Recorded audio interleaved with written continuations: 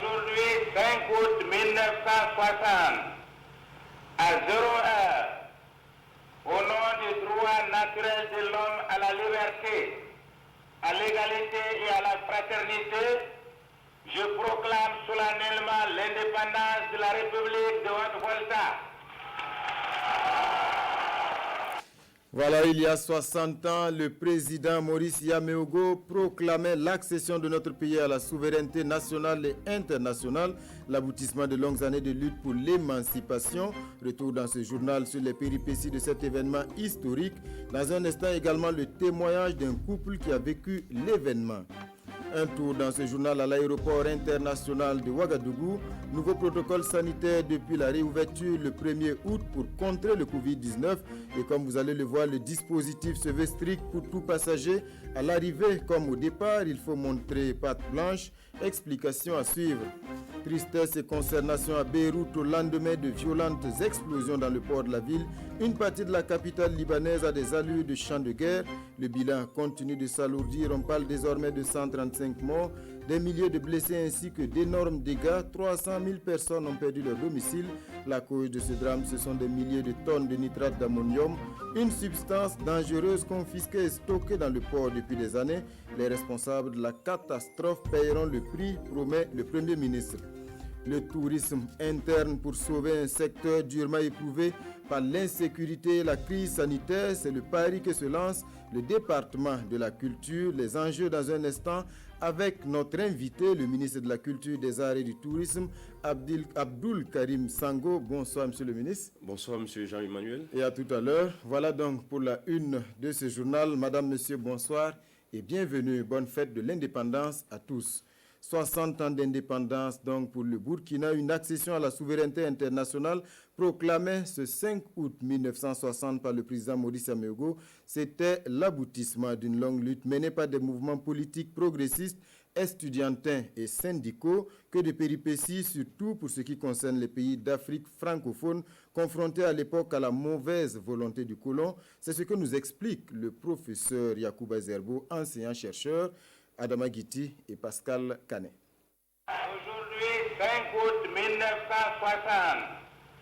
à 0 heure, au nom du droit naturel de l'homme à la liberté, à l'égalité et à la fraternité, je proclame solennellement l'indépendance de la République de Haute-Volta. De l'indépendance, voici ce que beaucoup de Burkinabés retiennent. Cette phrase mythique prononcée par Maurice Yameogo dans la nuit du 5 août 1960. Mais pour en arriver là, il a fallu de longues années de combat pour l'indépendance. Un processus émaillé d'intrigues extérieures mais aussi de luttes internes. Le processus ayant conduit à l'indépendance du Burkina et celle de l'Afrique francophone en général commence après la Deuxième Guerre mondiale. La France se sent désormais redevable aux pays colonisés qui ont combattu avec elle pour sa libération. Aussi, les mouvements syndicaux et estudiantins poussent les opinions publiques à réclamer l'indépendance aux colonisateurs. Il faut rappeler que ces mouvements syndicaux et ces opinions publiques ont été quelque peu façonnés par l'évolution de la société internationale. Parce que quoi qu'on dise, même s'il y a eu le RDA, ensuite le PERA et même le PAI, et par la suite le MLN aussi, alors il faut se dire que ces partis politiques en réalité étaient un peu balancés par deux conceptions de la chose.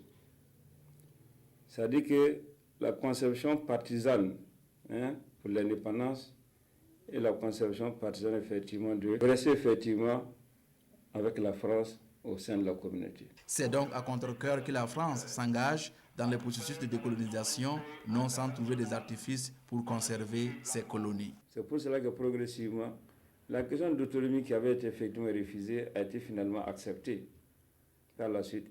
Et la question des communautés franco-africaines qui en réalité, dans son application, ne reconnaissait pas l'indépendance des États membres de la communauté. Non. C'était que ces États rentraient fermement dans cette communauté, mais en tant qu'État second, parce que tout simplement, le seul État qui est bien reconnu au sein de cette communauté franco-africaine, c'était l'État français en tant que tel. Voilà. Mais maintenant, les autres ne l'étaient pas. Et De Gaulle l'a bien dit, ces États membres effectivement de la communauté pourraient évoluer vers l'indépendance en remplissant un certain nombre de conditions. Cependant, quelques années après les indépendances, un sentiment de désillusion s'installe. Au Burkina Faso, cette frustration a même conduit à une révolution. Pour le professeur Yacouba Zerbo, ces pays nouvellement indépendants ont raté le virage du développement en refusant la fédération prônée par certains partis progressistes de l'époque. Certaines initiatives voulaient qu'il y ait une certaine fédération réelle entre États africains, mais avec la France, une sorte de confédération. Ça veut dire quoi? Ça veut dire tout simplement que les États africains, entre eux, peuvent s'organiser pour faire une fédération. Mais en allant du côté français, en coopération avec la France, on parle de confédération. Ça veut dire que du côté africain, il y aura une entité, et du côté français aussi, il y aura une entité. Et par conséquent, il n'y aura pas cette domination en tant que telle. Sommes-nous alors dans une indépendance de façade, comme le pensent certains? Le professeur Yacouba Zerbo ne dit pas le contraire.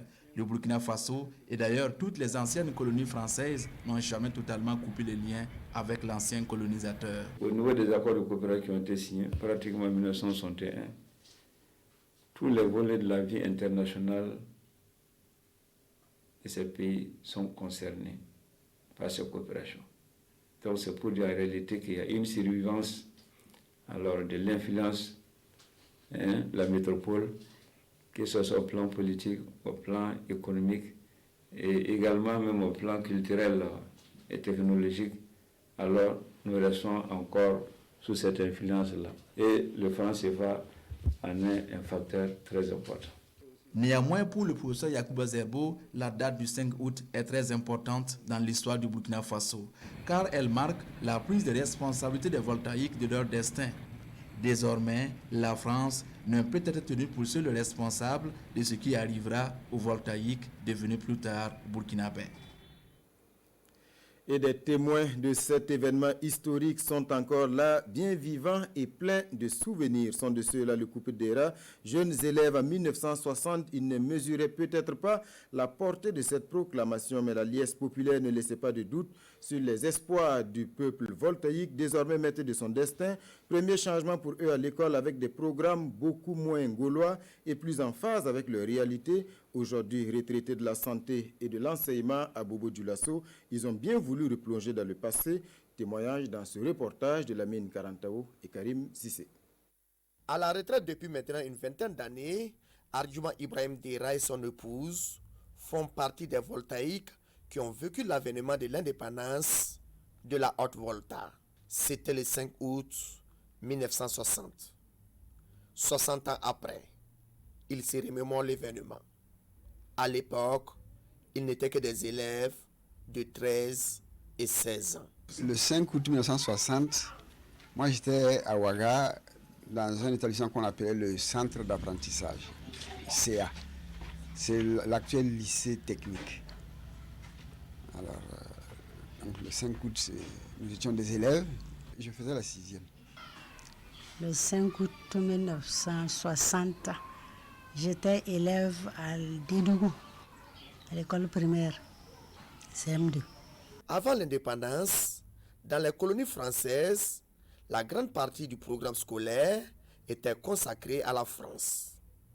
Les élèves et collégiens, au dire du couple d'Era, apprenaient très peu sur leur propre pays. De la France, par contre, ils en savaient beaucoup. Ils apprenaient à l'école que leurs ancêtres étaient gaulois et apprenaient à chanter la Marseillaise. Allons enfants de la patrie, le jour de gloire est arrivé. Contre nous de la tyrannie, l'étendard en sang élevé, l'étendard en sanglant élevé. Entendez-vous dans ces campagnes? On apprenait beaucoup plus de la France que de notre pays. L'histoire, la géographie, tout était français. Nos ancêtres étaient des Gaulois. Et c'était ça. À leur jeune âge, ils ne mesuraient pas la portée de l'indépendance. Madame et Monsieur Dera se souviennent néanmoins que la proclamation de l'indépendance par le président Maurice Yaméugo a été accueillie par les Voltaïques avec ferveur. Il y avait de l'ambiance un peu partout. Il y avait de l'ambiance, il y avait des festivités dans les bars, il y avait des danses qu'on organisait. Bon, c'était joyeux. C'était une ambiance de fête. Beaucoup de gens circulaient avec ces bonnets comme des toits de paille là, avec les 3 couleurs noir, blanc, rouge. Tout le monde portait ça. D'abord, il y avait ces bonnets. Ils existaient avec les couleurs bleu, blanc, rouge. Et maintenant, ça passait au noir, blanc, rouge. Moi-même, j'en ai confectionné et j'en ai vendu beaucoup. Avec l'indépendance, les voltaïques d'alors s'attendaient à un profond changement. Désormais, ils vont disposer d'eux-mêmes, conduire la destinée de la haute volta et apporter un développement réel taillé sur mesure. Mais beaucoup d'entre eux vont très vite déchanter. Les espoirs sont un peu déçus. Parce que je pense que tout est devenu beaucoup plus difficile. Et disons que l'économie n'a pas suivi. Voilà, c'est pas... Pour moi, en tout cas, je pense qu'il y a encore beaucoup de choses à faire. Il faut travailler. Il faut travailler, il faut beaucoup plus d'intégrité, il faut moins de corruption. Les choses devaient s'améliorer pour que les gens se sentent vraiment à l'aise. Malheureusement, ça n'a pas été le cas. Et au fil des années, les gens ont été déçus. Tout n'a pas été mal, tout n'a pas été parfait non plus. 60 ans après l'accession de la haute volta à la souveraineté nationale et internationale, la déception est toujours palpable. Malgré cette déception, la date du 5 août demeure une date importante dans l'histoire du Burkina Faso. Et pour le couple Dera, aujourd'hui âgé de 73 et 76 ans, c'est à la jeune génération de prendre le destin du pays en main pour un développement socio-économique qui réponde aux aspirations réelles des populations. Voilà, rebonsoir Monsieur le ministre. Bonsoir, bonne fête de l'indépendance. Merci. Alors Monsieur le ministre, pour commencer, je m'en voudrais de ne pas vous demander comment vous vous sentez en cette journée chargée d'histoire. Non, je pense un peu, comme l'a si bien indiqué le couple Dera, que on ne peut que sentir un relatif sentiment de fierté. Parce que, bon, quoi qu'on dise, nous avons le droit aujourd'hui quand même de décider, si nous le voulons, de ce que nous voulons pour le Burkina Faso. J'imagine, quand on lit la littérature, les traitements inhumains et dégradants que nos parents ont vécus sous la période coloniale, on ne peut pas dire que rien n'a fondamentalement changé. Je voudrais profiter rapidement pour rendre un vibrant hommage, évidemment, à nos devanciers, à nos aînés.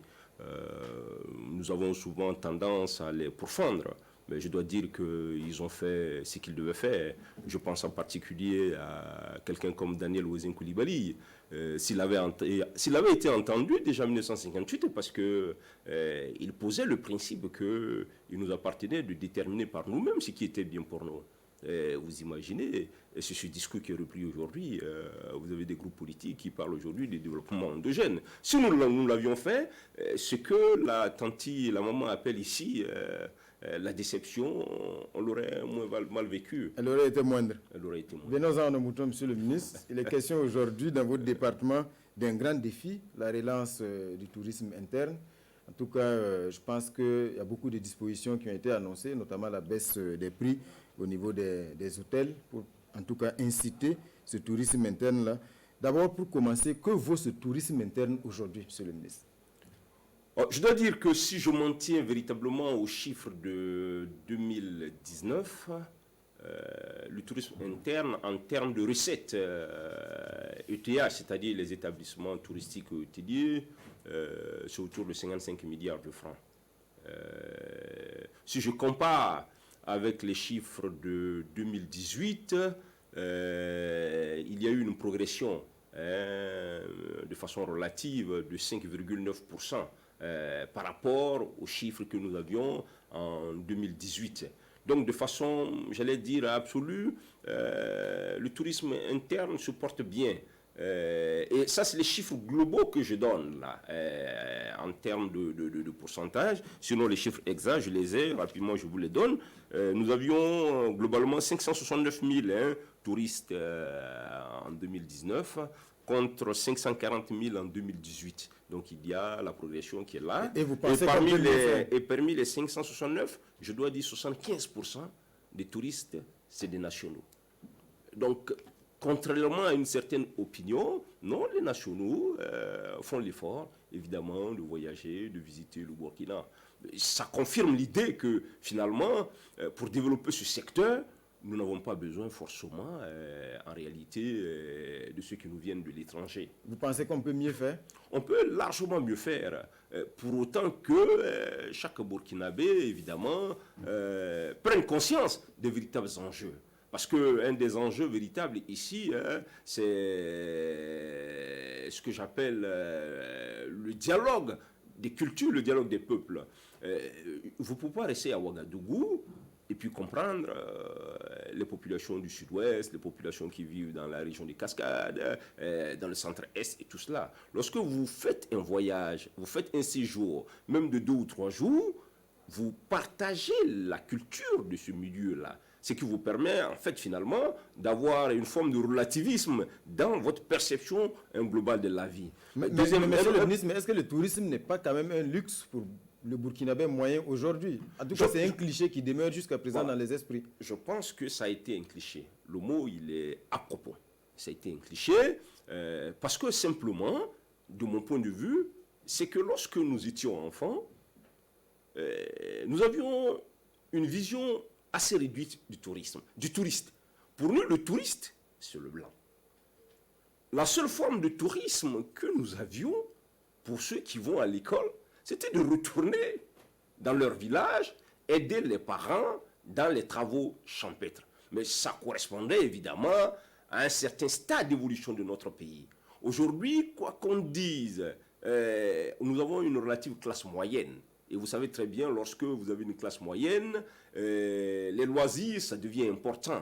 Nous travaillons 11 mois sur 12. Il est établi qu'on ne peut pas être efficace de cette manière. Donc il faut se ménager ce petit temps de repos, ce petit temps où on prend du recul, on change son environnement. Et je crois qu'aujourd'hui, ce n'est pas du luxe. Pour beaucoup de Et ce qu'il faut dire, c'est qu'aujourd'hui, c'est une bouée de sauvetage également pour le secteur touristique. Absolument. Quand on connaît bien sûr c'est les l'autre implications. enjeu, évidemment. C'est-à-dire que nous avons des enjeux économiques. Vous savez, la plupart de nos hôtels sont plus ou moins dans un état difficile, lié un peu à l'insécurité, mais renforcé aujourd'hui par la pandémie du corona. Mais ce sont des pertes d'emplois. Ce sont des économies locales qui ne marchent pas.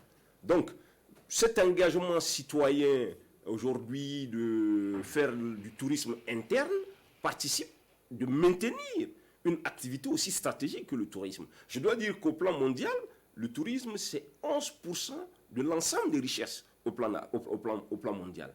Mais malheureusement, le Burkina et l'Afrique ont encore une fois une portion très congrue. Mais parce que simplement, nous avons... Alors qu'on a des sites qui méritent le détour. Nous avons des sites magnifiques dans tous les 4 points du Burkina, que ce soit la partie de l'ouest. Par exemple, aujourd'hui, le barrage de Samandeni, c'est magnifique. Les chutes des cascades du côté de l'Alreba, comme on appelle...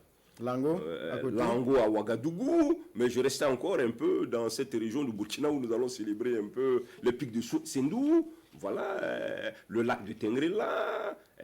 Nous avons une petite difficulté aujourd'hui avec la région de l'Est, liée un peu à l'insécurité, avec aussi la région du Sahel, ou disons le Nord de façon globale, mais nous avons tous ces musées à découvrir, même à Ouagadougou. Voilà, je dis très souvent aux gens, même le palais du Mogonaba, c'est toute une histoire, c'est un patrimoine à découvrir. Donc, il y a suffisamment de raisons pour les Burkinabés, en tout cas, de se ménager ce petit temps. Et puis Dieu merci, comme nous avons eu l'accompagnement des promoteurs hôteliers pour cette grande opération de réduction des coûts, je pense qu'il faut véritablement en profiter, surtout après le stress de la Covid. Ça va faire du bien pour la rentrée qui va arriver très bientôt. Monsieur le ministre, je pense que le message est bien entendu. Merci d'être passé sur notre plateau.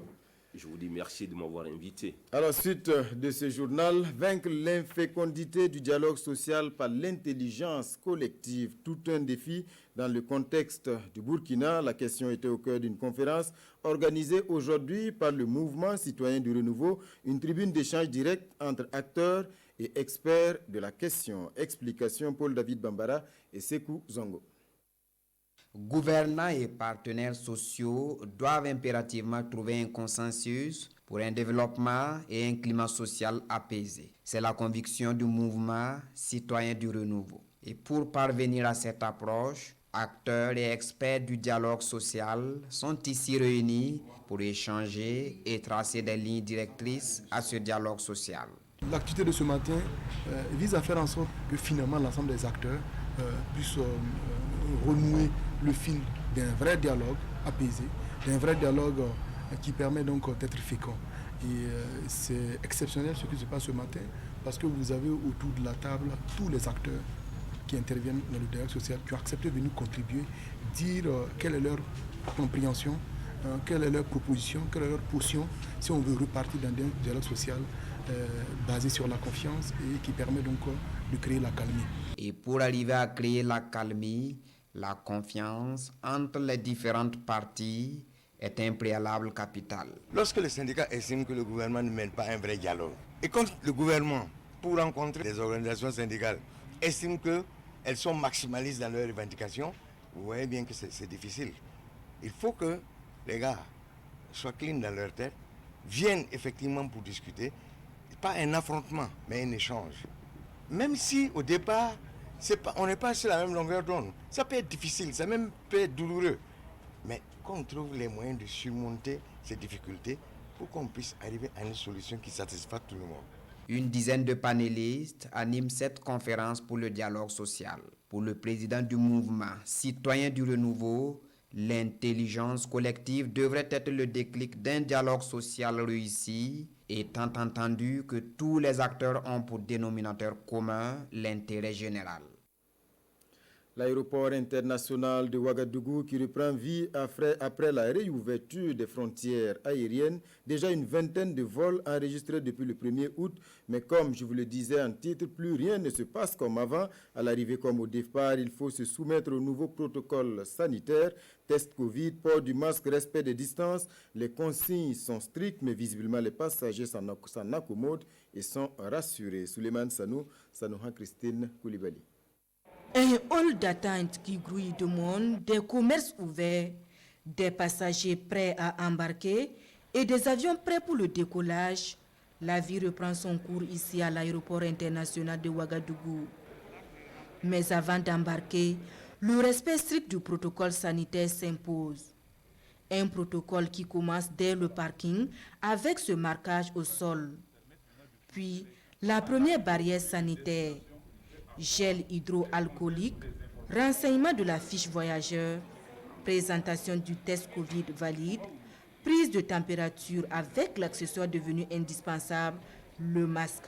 C'est une batterie de mesures qui est appliquée pour assurer la sécurité sanitaire des passagers. Au niveau sous-régional, il y a eu une concertation au niveau de l'Afrique de l'Ouest, de l'UMOA, pour arrêter les procédures d'entrée et de sortie des différents territoires. Le Burkina a élaboré un protocole d'accès au pays. Et ce protocole dit que quand vous arrivez, vous devez présenter un test à la Covid-19 fait à la PCR dans un laboratoire agréé. Donc à l'arrivée, vous présentez ce test. Si vous avez un résultat de test négatif, vous êtes autorisé à rentrer et à faire vos formalités pour accéder à la cité. Seuls ceux qui auront montré patte blanche franchiront cette entrée. Le cas échéant, une autre procédure est mise en branle. À l'arrivée, vous ne disposez pas du test. Comme vous l'avez remarqué, nous vous mettons à l'écart. On laisse tous ceux qui ont leur test finir leur formalité et on vous autorise après à faire vos formalités. Quand vous finissez vos formalités, les autorités policières vous confisquent vos documents d'identité. Et vous êtes remis au service de santé qui vous amène ici même pour vous faire les tests. En ce moment, nous vous appliquons 2 tests. Ce qu'on appelle les tests de diagnostic rapide, dont les résultats sont disponibles en 45 minutes maximum. Et si ce résultat est négatif, on vous permet de rentrer en attendant le résultat du deuxième test qui est la PCR. Maintenant, si ce premier test rapide est positif, nous vous conduisons dans un hôtel sous escorte policière où vous êtes gardé 48 heures en attendant le résultat de la PCR. Les frais d'hôtel et ceux liés au test qui s'élèvent à 90 000 francs CFA sont à la charge du passager. À ce jour, une centaine de cas de non-présentation de tests valides de Covid-19 a été enregistré. Un ensemble de mesures qui rassurent partenaires et usagers de l'aéroport. Nous sommes heureux de constater que déjà au niveau des programmations, il y a une tendance haussière parce qu'il y a une confiance qui s'installe quand même et les compagnies recommencent à vouloir effectuer des vols intra-régionaux ou des vols intercontinentaux d'une part. Et nous sommes heureux de constater que nous avons eu plus de 20 mouvements à ce jour qui indiquent donc que l'opérationnalisation des vols est effective. Donc nous avons des passagers qui viennent au Burkina Faso, comme vous l'avez constaté tout à l'heure. Le fait vraiment de faire des contrôles à l'entrée des aéroports aussi permet de rassurer déjà ceux qui sont dans le pays et ceux qui arrivent. Les mesures prises ici, c'est un peu acceptable, ça va, ça peut aller. Mais la question qui nous reste, est-ce que ça va continuer ainsi? À cette question, les autorités de l'aéroport assurent qu'aucun laxisme ne sera permis car la sécurité sanitaire des passagers reste une préoccupation majeure. Plus de 400 micro-projets au compteur du PNGT à travers le Burkina, ainsi que des infrastructures marchandes destinées à doter les commerçants d'outils modernes de travail. Ce lundi, les premiers responsables du programme étaient sur le terrain pour un constat. Localité visitée, Nandjala dans le Boulkiemde et Goursi dans le zone d'Oma, Issa Kafando et Maxime Zango. Des marchés avec de grands hangars, des boutiques, des infrastructures d'assainissement et bien d'autres commodités, ce sont là la contribution du PNGT au développement des communes. À Nandiala, dans le Boulkiemde, c'est un marché moderne de plus de 250 millions de francs CFA qui a été construit. Et Nandiala étant une plaque tournante du commerce, avec ce marché et nos efforts qui vont s'ajouter, je crois que il y aura une nette amélioration de nos recettes au niveau des communes et les commerçants seront plus à l'aise. À minima commune de Goursi, dans la région du Nord, c'est également un marché moderne qui a vu le jour avec la contribution du conseil régional. Des réalisations destinées à booster l'économie locale. C'est ici qu'il pleut beaucoup, c'est ici qu'il y a beaucoup d'agriculteurs et il y a moins de place pour le commerce. Et vous voyez qu'avec ce joyau, ils vont pouvoir vraiment exercer dans les bonnes conditions leur commerce. En se rendant sur le terrain, le ministère de l'Agriculture, département de tutelle du PNGT, tenait à féliciter les bénéficiaires, mais surtout les inviter à une meilleure gestion de ces infrastructures afin qu'elles soient profitables à toute la chaîne de production. Nous produisons au niveau du ministère de l'Agriculture et les marchés sont toujours difficiles. C'est pourquoi ces genres d'infrastructures vont participer à la commercialisation des produits agricoles. C'est pourquoi c'est le PNDRP, qui est un projet du ministère de l'Agriculture, qui a été sollicité pour accompagner les communes dans ce sens. Environ 400 micro-projets pour plus de 5,5 milliards de francs CFA ont donc été réalisés avec le PNGT, devenu aujourd'hui PNDRP, Projet national de développement rural productif. Un vaste programme pour accompagner les communes dans leur effort de modernisation de leurs outils de production. Le rêve qui se concrétise pour 91 étudiants de l'université de Dédougou, bénéficiaires du programme Un étudiant, un ordinateur. Ils viennent d'entrer en possession de leurs précieux outils de travail avec en plus la promesse d'une connexion de qualité. À terme, ce programme, ce sont 25 000 ordinateurs portables subventionnés au profit des étudiants. Le film de la cérémonie de remise avec Samson Bationo et Karim Ouedraogo. Nemata Sinare reçoit des mains du professeur Alkassou Maïga, ministre en charge de l'enseignement supérieur, un ordinateur flambant neuf. Comme elle, ils sont au nombre de 91 ces étudiants de l'Université polytechnique de Dédougou à bénéficier de ces outils informatiques subventionnés par l'État burkinabé et ses partenaires à hauteur de 60%. Ça va me permettre de beaucoup étudier, surtout dans les recherches. Et encore, le ministre vient de nous rassurer que d'ici la rentrée prochaine, on va avoir un débit optique élevé ici. Je suis très émue d'avoir bénéficié de cet ordinateur. Ça va me permettre d'améliorer mes études et en performance aussi. Avant, c'était avec mon petit téléphone que je me débrouillais. Mais en plus de ceux qui ont reçu, et d'autres peuvent en profiter. Okay? Donc nous sommes très ravis et très heureux pour ces étudiants et pour toute l'université de Dédougou. Cette dotation des étudiants en ordinateur portable de qualité à moindre coût s'inscrit dans le cadre du programme présidentiel Un étudiant, un ordinateur. Aujourd'hui, nous avons sur la plateforme près de 7400 étudiants qui ont vu leur subvention accordée. Nous avons déjà pu livrer à la date d'hier, c'est-à-dire le 3 août, nous avons pu livrer plus de 2500 ordinateurs aux étudiants. Le processus se poursuit. Nous allons nous attaquer bien sûr à la connexion Internet au niveau de toutes les universités et de permettre que les étudiants, avec ces ordinateurs qu'ils ont reçus, puissent se connecter convenablement. Les inscriptions se poursuivent sur la plateforme Campus Faso. L'université de Dédougou compte plus de 1600 étudiants et 996 étudiants sont éligibles pour ce projet de dotation en ordinateur à coût subventionné. Et du côté du ministère de l'Emploi, le défi, c'est de cultiver l'esprit d'entrepreneuriat chez les jeunes. Et pour ce faire, il vient de lancer une série de formations à Bobo Dioulasso, initiative portée par le secrétariat de Youth Connect Burkina. Objectif, toucher 800 jeunes de la région. Drissa Traoré, Widia Rukia Sano. Ils sont élèves, étudiants ou acteurs du secteur informel. Jeunes et femmes des hauts-bassins, ils se familiarisent ici avec les notions d'entreprise, d'entrepreneur et de création d'entreprise, cela en vue de susciter en eux l'esprit d'entrepreneuriat. La fonction publique, à elle seule, ne peut pas employer tous ces diplômés qui sortent. Qu'est-ce qu'il faut faire? Il faut les outiller en entrepreneuriat pour que chacun puisse entreprendre, que chacun puisse donc s'auto-employer.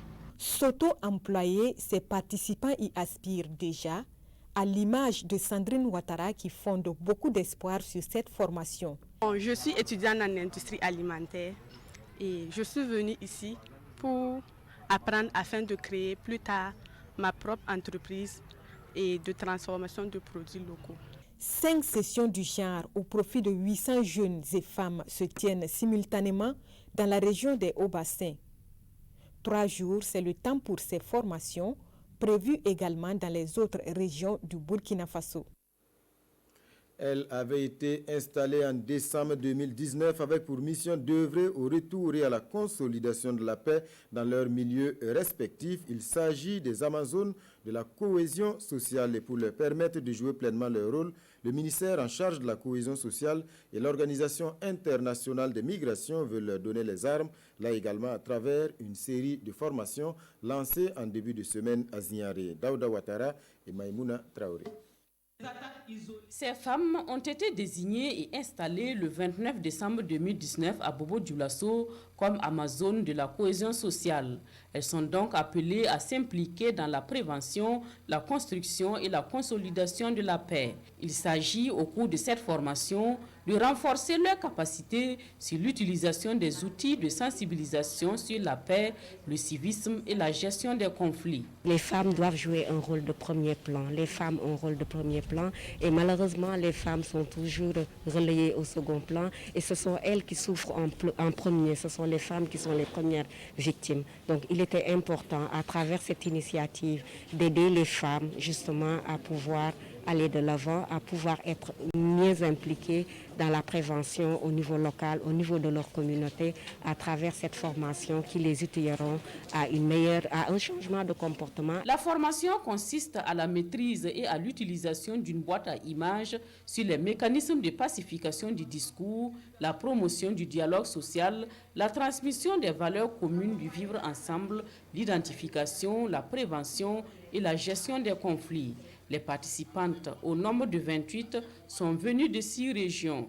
Une autre session est prévue à partir du 6 août pour 30 femmes. À l'issue de la formation, chaque participante recevra une boîte à images qui lui permettra de former à son tour des leaders communaux qui assureront la sensibilisation sur le terrain. Allons à présent à la découverte d'un sacré vénard. Il s'appelle Abdul Razak Berewoudgou, 33 ans, cultivateur natif de Koudougou. Pour lui, il y aura un avant et un après 24 juillet 2020. C'est un vendredi et il a eu la bonne idée de miser 300 francs CFA au 4+1 Paris-Gagnant. Il empoche la somme de 88 13 500 francs CFA. Amadou Ilboudo, Caroline Ouari.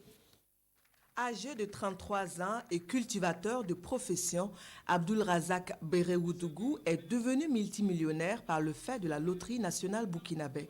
88 13 500 francs CFA est le lot qu'il empoche après avoir misé 300 francs CFA au 4+1 du vendredi 24 juillet dernier. Que Dieu aide chacun d'entre nous. Ce n'est pas plus que ça. Il n'y a vraiment rien de plus. S'il plaît à Dieu, je compte investir le tout. Ce gagnant de Koudougou succède à un autre de la région des Hauts-Bassins, Bobo Dioulasso précisément. Des gains qui réjouissent tout aussi bien la direction générale de la Nationale des Jeux de hasard qui salue un retour chanceux après le confinement dû au Covid-19. Le pari mutuel a été éprouvé par la pandémie. On a dû même arrêter à un moment donné les activités. Et reprendre et avoir les gros gagnants, c'est vraiment un sentiment de satisfaction qui m'anime aujourd'hui. En attendant le tour au plus chanceux des parieurs, les messages des premières autorités administratives, politiques et coutumières de la ville de Koudougou sont à des investissements tout aussi fructueux du gain de l'heureux gagnant. Une belle silhouette et la tête bien pleine. Elle s'appelle Océane Sou, étudiante en communication. C'est elle qui a été sacrée hier Miss Université Burkina 2020. Défilé en tenue de jeunes filles, en tenue traditionnelle et un speech sur le thème Burkina debout. Elles étaient 20 en finale pour une soirée riche en couleurs que nous relatent Rasmane Zoundi et Moumouni Soubega. Océane Sou, étudiante en communication à l'Institut supérieur privé Polytechnique, est la nouvelle ambassadrice de la beauté estudiantine physique et intellectuelle du Burkina. Elle est aussi élue Miss du public. Une double distinction, une grande satisfaction pour la lauréate. Je suis très heureuse parce que je ne m'y attendais pas vraiment. Et c'est un réel plaisir pour moi de porter cette couronne. Parce que c'est une couronne qui prône déjà l'intelligence et la beauté. Je compte d'abord faire un don à un orphelinat. Et après cela, déjà moi j'aime la danse et je compte organiser des concours ou soirées, si je peux dire, pour promouvoir ce côté-là, parce qu'ici au Burkina, on ne considère pas vraiment la danse.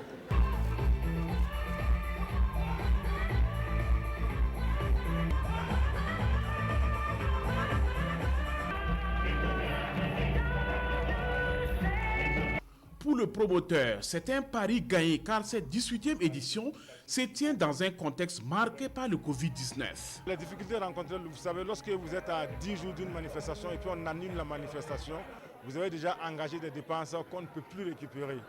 Et bien sûr aussi, nous avons perdu certains partenaires parce qu'à cause du Covid, les entreprises ne voulaient plus injecter de l'argent dans le marketing et dans la communication. Et aussi, il y a des partenaires qui ont diminué leur apport parce que ils ont orienté tous les budgets sur le social. Et on n'avait pas le temps pour parler de marketing. Donc ça nous a vraiment impacté financièrement surtout. Voilà un élément qui se termine en queue de poisson, certainement dû à des problèmes techniques. Nous allons y revenir certainement à l'édition de 23h. Beaucoup moins gai pour finir. Tristesse et consternation, je vous le disais, à Beyrouth au lendemain de violentes explosions dans le port de la ville. Une partie de la capitale libanaise a des allures de champ de guerre. Le bilan continue de s'alourdir. On parle désormais de 135 morts, des milliers de blessés, ainsi que d'énormes dégâts matériels. 300 000 personnes ont perdu leur domicile. La cause de ce drame, ce sont des milliers de tonnes de nitrate d'ammonium, une substance dangereuse confisquée et stockée dans le port depuis des années. Les responsables de la catastrophe paieront le prix, promet le Premier ministre. D'abord puis une seconde explosion dans le port de Beyrouth. La déflagration a été extrêmement puissante, ressentie jusqu'à Chypre. Une catastrophe qui a soufflé le port de la capitale libanaise et les quartiers environnants. Selon un bilan de la Croix-Rouge libanaise établi ce mercredi matin, plus de 100 personnes ont été tuées et des milliers de blessés sont à déplorer. À l'origine de ces explosions, un stock de nitrate d'ammonium, 2750 tonnes, entreposé dans un hangar du port de Beyrouth. J'ai déjà vécu des explosions de voitures piégées ici dans la région et généralement je vois de la fumée noire monter. Cette fois c'était rose et blanc, mais c'était énorme. C'était comme un volcan. Et le son, la fumée et le nombre de kilomètres parcourus, le nombre de personnes qui l'ont entendu, c'était la première fois que cela se produisait dans ce pays. Dans la ville, des milliers de personnes en sang, déboussolées, constatent les dégâts. Un jour de deuil national a été décrété par le gouvernement. Les responsabilités vont être établies. Les responsables de cette catastrophe en paieront le prix. C'est une promesse faite aux martyrs et aux blessés. C'est un engagement national, a déclaré le Premier ministre libanais Hassan Diab. Je ne sais pas quoi dire. Une catastrophe a frappé le Liban. Que Dieu nous protège des malheurs. Les hôpitaux qui doivent déjà faire face à la pandémie de Covid-19 ont été confrontés à un flot continu de blessés. Plusieurs pays ont proposé leur aide, notamment la France et les États-Unis. Une enquête a été ouverte pour en savoir plus sur les conditions de stockage d'une substance aussi dangereuse. Voilà, mesdames et messieurs, c'est la fin de ce journal. Merci pour votre attention. Prochain rendez-vous de l'information, 23h avec Amandine Lalsaga. Restez fidèles au programme de la télévision du Burkina.